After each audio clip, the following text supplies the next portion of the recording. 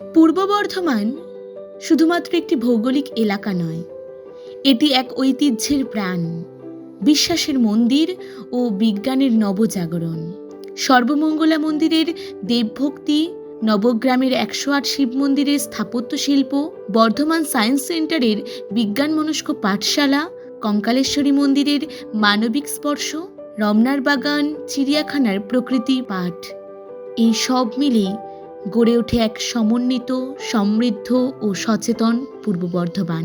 এই ডকুমেন্টারির মাধ্যমে আমরা শুধু স্থাপনাগুলি দেখি না, আমরা দেখি বিশ্বাস, সংস্কৃতি, শিক্ষার সঙ্গে গড়ে ওঠা মানুষের সম্পর্ক। আমরা খুঁজে পাই শিকড়ের টান, নতুন প্রজন্মের আশা আর এক ভবিষ্যৎ যেখানে অতীত আমাদের আলো দেখায়। বিজ্ঞান যেখানে জীবন্ত, বর্ধমান সায়েন্স সেন্টার। একটা সময় ছিল যখন বিজ্ঞান ছিল শুধু বইয়ের পাতায়, কিন্তু আজ বিজ্ঞান কথা বলে, বিজ্ঞান ছুঁয়ে দেখা যায়, বিজ্ঞান শেখা যায় আনন্দের মধ্য দিয়ে। এমনই এক আশ্চর্য স্থান বর্ধমান সায়েন্স সেন্টার। জাতীয় বিজ্ঞান সংগ্রহশালা পরিষদের আওতায় একটি পরিচালিত হয়। এর লক্ষ্য বিজ্ঞানকে সাধারণ মানুষের কাছে পৌঁছে দেওয়া। ফান সায়েন্স গ্যালারিতে রয়েছে খেলনার মতো যন্ত্র, যেখানে নিউটনের তৃতীয় সূত্র বা গতির ধারণা বোঝা যায় খেলার ছলে। হিউম্যান পারফরমেন্স গ্যালারিতে দেখা যায় কিভাবে চলে আমাদের শরীর। আর লাইফ সায়েন্স কর্নার আপনাকে নিয়ে যাবে জীবন বিজ্ঞানের রোমাঞ্চকর ভুবনে। কিভাবে গাছ প্রাণ পায়, কিভাবে আমাদের চারপাশের প্রকৃতি কাজ করে। আজকের শিশু আগামী দিনের বিজ্ঞানী, আর সেই প্রস্তুতি শুরু হয় এখানেই, বর্ধমান সায়েন্স সেন্টারে, যেখানে বিজ্ঞান শেখা হয় মজা করে, প্রশ্ন করে, নিজের হাতে গড়ে। বিজ্ঞানকে ছুঁয়ে দেখার এই এক জীবন্ত পাঠশালা। আমাদের শিক্ষামূলক ভ্রমণের জায়গা তৈরি হয়েছে, সায়েন্স সেন্টার আছে, প্ল্যানেটোরিয়াম আছে, যেখানে শিক্ষামূলক ভ্রমণের জন্য স্কুলে ছাত্রছাত্রীদের একটা ভালো জায়গা। বিভিন্ন স্কুল তাদের নিজস্ব উদ্যোগে বিভিন্ন বাবা মা তার ছেলে মেয়েদের এই সকল শিক্ষামূলক জায়গায় নিয়ে আসে। সবুজ ঘাস, মুক্ত আকাশ আর বিজ্ঞানের জাদু, এই তিনে মিলেই গড়ে উঠেছে পূর্ব বর্ধমানের এক বিশেষ স্থান, সায়েন্স সেন্টার পার্ক। এটি শুধু একটি খেলার মাঠ নয়, এটি এক মুক্ত পাঠশালা, যেখানে বিজ্ঞান শেখা যায় হাঁটতে হাঁটতে, খেলতে খেলতে। চারপাশে সাজানো রয়েছে বিভিন্ন প্রাকৃতিক উপাদান। ছোটদের জন্য বসানো হয়েছে বৈজ্ঞানিক থিমে তৈরি খেলার সরঞ্জাম। পার্কের প্রতিটি কোণেই লুকিয়ে আছে বিজ্ঞানের পাঠ। কোথাও লিভার ও পুলির মাধ্যমে শেখানো হচ্ছে বলবিদ্যা, কোথাও ঘূর্ণায়মান যন্ত্রে বোঝানো হচ্ছে ঘর্ষণ। বর্ধমান সায়েন্স সেন্টার পার্ক একটি এমন জায়গা যেখানে মনের বিকাশের সাথে মিলে শরীরের সুস্থতা। শেখার পাশাপাশি হয় খেলাধুলা। এখানে শিশু হোক বা প্রাপ্তবয়স্ক, প্রত্যেকে খুঁজে পান নিজের মতো করে বিজ্ঞানকে জানার আনন্দ। আজকের দ্রুতগতির জীবনে যেখানে প্রযুক্তির ভিড়ে হারিয়ে যাচ্ছে ইতিহাস, ঠিক সেখানেই এক নিস্তব্ধ অথচ ভীষণ শক্তিশালী সাক্ষ্য বহন করে দাঁড়িয়ে রয়েছে পূর্ব বর্ধমানের নবগ্রামের ১০৮ শিব মন্দির। বর্তমানে এই মন্দির চত্বরে ধীরে ধীরে হয়ে উঠেছে পর্যটনের কেন্দ্র। পূর্ব বর্ধমান জেলার প্রশাসন ও হেরিটেজ সংস্থাগুলির যৌথ উদ্যোগে এই স্থানকে নতুনভাবে গড়ে তোলার পরিকল্পনা নেওয়া হয়েছে। শহরের প্রাচীন রাজ আমলের ১০৮ শিব মন্দির, অত্যন্ত প্রাচীন। এটার সারা ভারতব্যাপী নাম। সেই ১০৮ শিব মন্দিরেও যদি সরকারি অর্থানুকূল্যে তার উন্নয়ন ঘটানো যায়। ১০৮ শিব মন্দির বর্ধমান শহরে কেউ এলে ১০৮ শিব মন্দিরে যাবে না এমন কেউ নেই। আমরা দেখি রাজ্যের বিভিন্ন প্রান্ত থেকে, এমনকি আমাদের রাজ্যের বাইরে থেকে মানুষ আসছে, এসে বর্ধমান শহরের এই সকল ঐতিহ্যবাহী জায়গাগুলো তারা ভ্রমণ করছে, এবং তাদের ভ্রমণের মাধ্যমে আমাদের বর্ধমান শহরের পর্যটন শিল্পটা উন্নত হচ্ছে। যত বেশি পর্যটন শিল্প উন্নত হবে, তত বেশি গরিব প্রান্তিক মানুষের হাতে পয়সা আসবে। কারণ সেখানে একটা হোটেল ব্যবসা হলে হোটেলে কাজ পাবে মানুষ। আজকে যারা যানবাহনের কাজ করে, যানবাহনের বেশি করে ব্যবহার হবে, সেই গরিব মানুষটার হাতে দুটো পয়সা আসবে। এই সকল পর্যটন শিল্পের যত বেশি করে ব্যক্তি হবে, যত প্রসার হবে, তত বেশি করে বাজারে পয়সার যে চালান, আমরা যারা বাজার অর্থনীতি বুঝি, যে মানুষের হাতে পয়সা থাকলে সেই পয়সা যদি বাজারে বেরোয়, তবেই মানুষের আর্থসামাজিক ব্যবস্থার উন্নয়ন হবে। শিবরাত্রি এবং প্রতি সোমবার আসছে শত শত দর্শনার্থী ভক্ত শুধু পুজোই নয়, তাদের ইতিহাস জানার জন্য। এবার আমরা চলে যাই এই মন্দিরের ইতিহাস জানতে। আলোচনায় জানা যায় এই মন্দির 1788 খ্রিস্টাব্দে রাজা কৃত্তিবাস চন্দ্র রায়ের দ্বারা শাস্ত্র মতে শিবের 108টি নাম স্মরণ করে। এটি একাধারে ভক্তি, রাজনীতি ও স্থাপত্য কলার মিলনস্থল। প্রতিটি মন্দির যেন এক একটি ছোট ইতিহাস, মাঝখানে বড় জলধার, যার চারপাশে মন্দিরগুলি একটি গোলাকার ছকে সাজানো। আজ যখন আমরা অতীতকে নতুন চোখে দেখতে শিখছি, তখনই স্থাপত্য হয়ে উঠেছে নতুন প্রজন্মের জন্য এক শিক্ষণীয় অধ্যায়। বারডোয়ান জুলজি পার্ক কখনো ভেবেছেন শহরের কোলাহলের মাঝে যদি হঠাৎ করে শুনতে পান বনভূমির নিঃশব্দ ভাষা, যদি কংক্রিটের ভিড়ে হঠাৎ এক টুকরো সবুজ আপনাকে ডেকে বলে, এসো প্রকৃতির কাছে ফিরি? পূর্ব বর্ধমানের বুকেই এমন এক নিঃশব্দ ডাক শোনা যায়, যেখানে হরিণেরা স্বাধীনভাবে ঘুরে বেড়ায়, পাখিরা গায় সকালবেলার গান, আর মানুষ শেখে প্রকৃতির সঙ্গে একসাথে বাঁচতে। রমনার বাগান শুধু একটি পার্ক নয়, একসময় এটি ছিল রাজ পরিবারের বাগান বাড়ি। এরপর 1978 সালে কয়েকটি চিতল হরিণ দিয়ে গড়ে ওঠে ছোট্ট একটি হরিণ উদ্যান।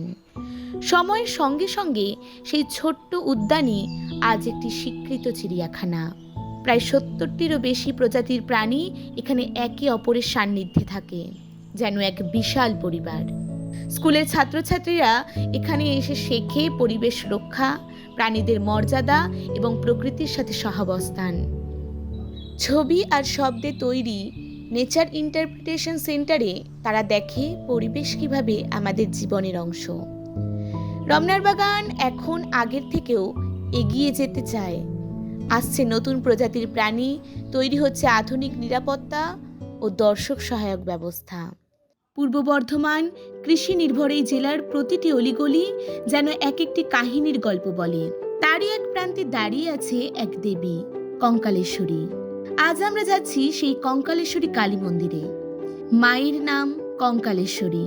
বর্ধমানের অন্তর্গত এই কালী মন্দির বহু বছর ধরে ভক্তদের এক নির্ভরতার জায়গা হয়ে দাঁড়িয়েছে। কথিত আছে এই মন্দিরে মা কঙ্কালেশ্বরীর আশীর্বাদে বহু সংকটের সমাধান হয়েছে। আশেপাশের বহু মানুষ সকাল সন্ধ্যা এখানে এসে শুধু দেবীকে প্রণাম করেন না, খুঁজে পান এক মানসিক শান্তিও। মন্দিরের পাশেই আছে এক অন্যরকম ঠিকানা, নবনীর বৃদ্ধাশ্রম। জীবনের শেষ বেলায় যেখানে অনেকেই একাকিত্বে ভোগেন, সেখানে সেই বৃদ্ধাশ্রম দিয়েছে এক ভালোবাসার আশ্রয়। এখানে শুধু শয্যা বা খাবার নয়, আছে ভবিষ্যতের প্রত্যাশা, আর আছে কঙ্কালেশ্বরীর আশীর্বাদ। অনেক বৃদ্ধা বলেন, মায়ের কোলে আছি, আর কিছু চাই না। কঙ্কালেশ্বরী কালী মন্দির, যে মন্দির সারা ভারত বিখ্যাত, একটা প্রত্যন্ত জায়গায় যে মন্দিরটা পড়েছিল, সেই মন্দিরটাকে কেন্দ্র করে যদি তার প্রচার, তার সম্প্রসারণ এবং তার আরও নতুনভাবে সংস্কারের কাজ করা যায়, তাহলে সেটাকে কেন্দ্র করে প্রচুর যাত্রী আসবে এবং যখনই সেখানে ভক্ত সমাগম হবে, সেখানে কিছু পুজোর পাশাপাশি কিছু অনুসারী শিল্পও গড়ে উঠবে।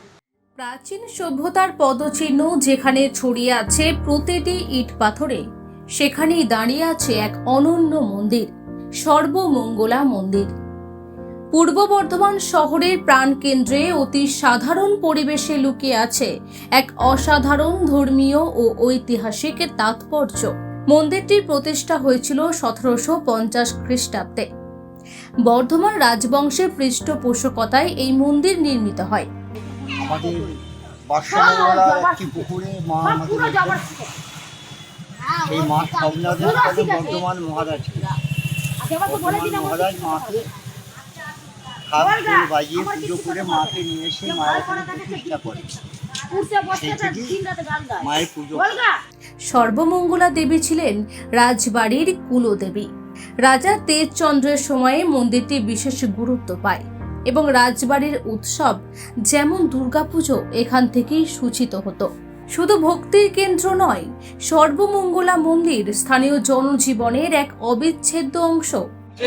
এই গেটে দুটো গেট, তো এটা পুরোনো গেট, এটা পূর্ব গেট, আর ওইটা আছে দক্ষিণ গেট। তো এই গেটটা পুরো আগে থেকে দোকান ছিল, একটু পরে আবার বছর 20-22 হলো ওই গেটটা তৈরি হয়েছে, ওখানেও দোকান হয়েছে।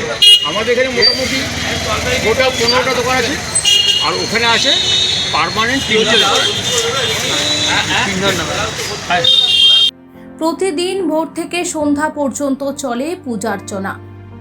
বর্তমানে বর্ধমান পৌরসভা ও রাজ্য পুরাতত্ত্ব বিভাগ এই মন্দিরের রক্ষণাবেক্ষণে নজর দিচ্ছে। ওঠেনি, কিন্তু এই শহরের রাজ আমলের কিছু ঐতিহ্য, প্রাচীন ঐতিহ্য, যেগুলোকে আজকের বর্তমান পরিস্থিতি যদি শিল্পের যে ব্যাপকতা সেটাকে যদি প্রসারিত করতে হয়, তো বর্তমানকে কেন্দ্র করে পর্যটন শিল্প খুব ভালোভাবে গড়ে তোলা যায়, সেটা আমাদের বর্তমান রাজ্য সরকার মাথায় এনেছেন। তাই প্রাচীন ঐতিহ্যের এই বর্ধমান শহরে আমরা যেমন দেখি আমাদের বর্তমানের প্রতিষ্ঠাত্রী দেবী রাঢ়বঙ্গের দেবী সর্বমঙ্গলা, তার মন্দির আমাদের বর্ধমানের মধ্যে অবস্থিত। কয়েক কোটি টাকা রাজ্য সরকারের অর্থানুকূল্যে সর্বমঙ্গলা মন্দিরের উন্নয়নের কাজ হচ্ছে। পর্যটনের মানচিত্রে একে তুলে ধরার উদ্যোগও নেওয়া হয়েছে। স্থানীয়দের সহযোগিতায় গঠিত হয়েছে একটি হেরিটেজ সংরক্ষণ কমিটি। সর্বমঙ্গলা মন্দির কেবলমাত্র একটি প্রাচীন দেবস্থান নয়, এটি আমাদের বিশ্বাসের প্রতীক, আমাদের ইতিহাসের স্তম্ভ। একে বাঁচিয়ে রাখা মানে শুধু অতীত নয়, ভবিষ্যতের পথও আলোকিত করা। এই ভ্রমণ, এই পর্যটন কেন্দ্রগুলি শুধু স্থান পরিক্রমার জন্য গড়ে ওঠেনি। এই পরিক্রমা যেন এক আত্মিক অনুসন্ধান, যেখানে ধর্ম, বিজ্ঞান, ঐতিহ্য ও মানবিকতা মিলেমিশে সৃষ্টি করেছে পূর্ব বর্ধমানের জীবন্ত আত্মা। কালেশ্বরী, নবগ্রামের শিব মন্দির থেকে রমনার বাগান, প্রতিটি স্থান আমাদের শেখায় কেবল অতীতকে স্মরণ করলেই চলবে না, তাকে সংরক্ষণও করতে হবে। আমাদের বিশ্বাস, ঐতিহ্য আর মানবিক উদ্যোগ, এই তিনই গড়ে তুলবে একটি উন্নত ও সংস্কৃতি মনস্ক আগামী। চলুন পূর্ব বর্ধমানকে শুধু পর্যটনের চোখে নয়, ভক্তি, বিজ্ঞান আর মানবিকতার এক অনন্য মিলন ক্ষেত্র হিসেবে নতুন করে জানি, দেখি এবং ভালোবাসি, নতুন করে